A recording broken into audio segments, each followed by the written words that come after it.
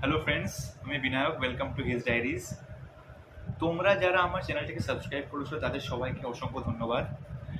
আমি মেইনলি, তোমরা হয়তো জানো যে আমি মেইনলি ফ্রেন্ডসেরই কিছু সিনস এডিট করে করে ভিডিওস আপলোড করছিলাম, শর্টস আপলোড করছিলাম।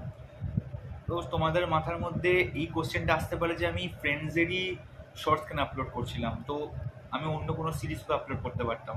হ্যাঁ, ফ্রেন্ডস যদিও অনেক পপুলার একটা সিরিজ, সবাই মোরলেস মানে অনেকেই কমজন আছেন যারা দেখেনি। হ্যাঁ, এরকম প্রচুর আছে যারা সত্যি ফ্রেন্ডস দেখেনি, বাট হ্যাঁ, অনেকেই ফ্রেন্ডস সিরিজটা অ্যাটলিস্ট নামটুকু শুনেছে যে ফ্রেন্ডস সিরিজ বলে একটা সিরিজ আছে। হ্যাঁ, আমারও প্রচুর ফেভারিট সিরিজ এটা, আমি প্রচুর দেখেছি, আমি এখনই ইনফ্যাক্ট দেখি। সবাই হয়তো দেখে, ঘুরিয়ে ফিরিয়ে শেষ সিজনটার লাস্ট এপিসোড হলো, আবার রিভাইন্ড করে আমরা ফার্স্ট সিজনটায় ফার্স্ট এপিসোড থেকে চলে আসি। রেচেল যখন ঢুকলো, দেন চ্যান্ডলারের ফার্স্ট ডায়লগটা, সেখান থেকে আমাদের আবার জার্নিটা শুরু হয়, ঘুরে ফিরে আমরা সেখানেই ফিরে আসি, আর আমাদের সেই জার্নিটা ভালো লাগে।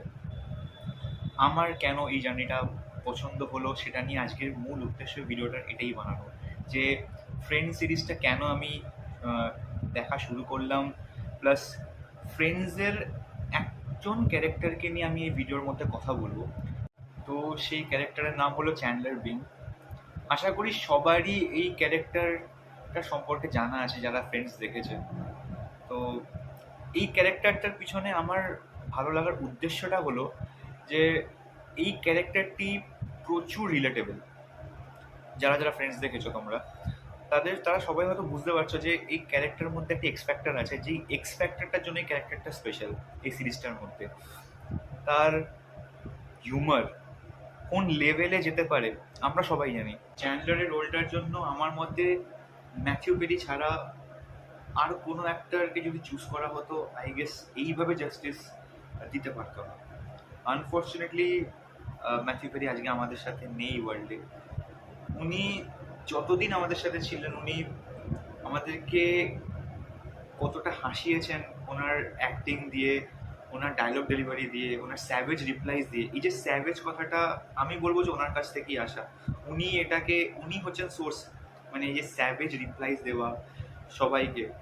হ্যাঁ, ওনার ক্যারেক্টারটা অ্যাকচুয়ালি প্রথম দিকে সিরিয়াস ছিল না। চ্যান্ডলারের মধ্যে কিছু ইনসিকিউরিটিস ছিল, সেই ইনসিকিউরিটিস থেকে কোপ আপ করার জন্য সেই হিউমারটা দিয়ে তার মাস্ক করতো তার ইনসিকিউরিটিসগুলোকে। সে হিউমারের পিছনে লুকোতো, কিন্তু কখনো মনে হতো না সে ফেক করছে।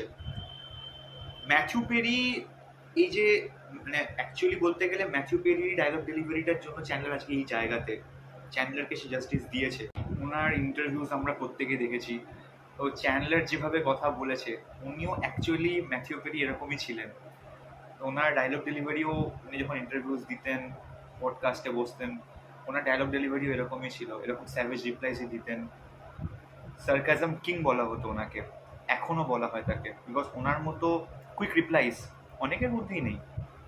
উনি আহ, কিন্তু কাউকে ছোট করতেন না। এটি হচ্ছে একজন কমেডিয়ানের, একজন আর্টিস্টের একটা বড় গুণ, যেটা আমার ওনার থেকে শেখা, ওনার ভালো লাগে, যে উনি কখনো তার হিউমারের মধ্যে অন্য কাউকে ছোট করতেন না।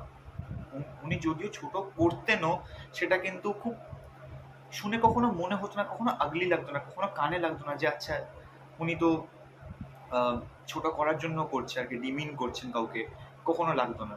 তার তার মানে তার বলার ভঙ্গিটাই ওরকম, যেটা শুনে আমাদের হাসি পেয়ে যাবে।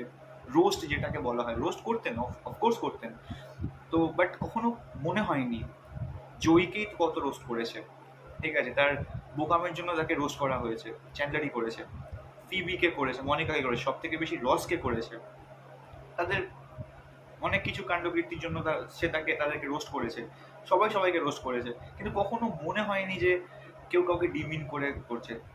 এটাই আমার শোনার মধ্যে খুব সেফ লাগে, যে যাই ঘটনা ঘটুক, বাট খুব একটা মানে হাস্যকর পরিস্থিতির মধ্যে দিয়ে গিয়ে সবাই খুব সেফ জায়গা চলে এলো, সব কিছু মিটে গেল, হাসির মধ্যেই থাকলাম আর কি।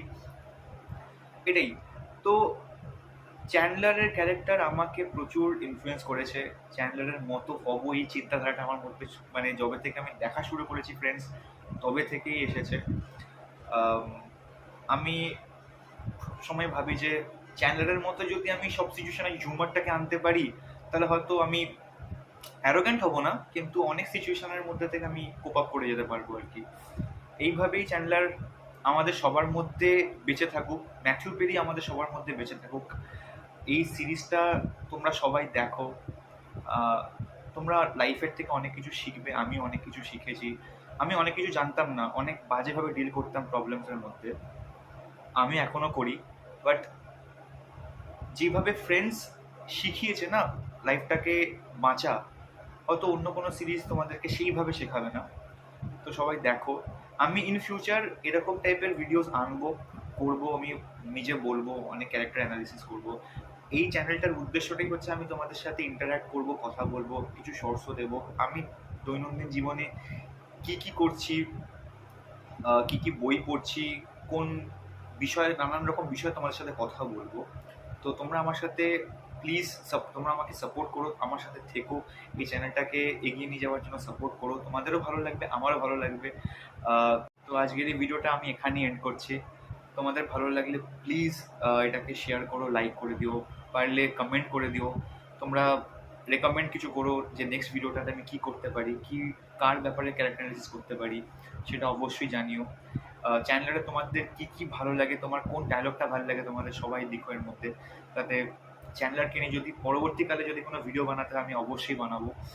এটা তো জাস্ট একটা ইন্ট্রোডাক্টরি ভিডিও চ্যানেলারকে নিয়ে। আমি ইনফ্যাক্ট ইন ফিউচার আমি ভেবেও রেখে চ্যানেলারকে নিয়ে আমি নানান রকম ভিডিও বানাবো, শুধু চ্যানেলার কেন, অনেককে নিয়েই বানাবো। প্লিজ এই চ্যানেলটাকে সাবস্ক্রাইব করে দিও। দেখা হচ্ছে পরের ভিডিওতে। নমস্কার।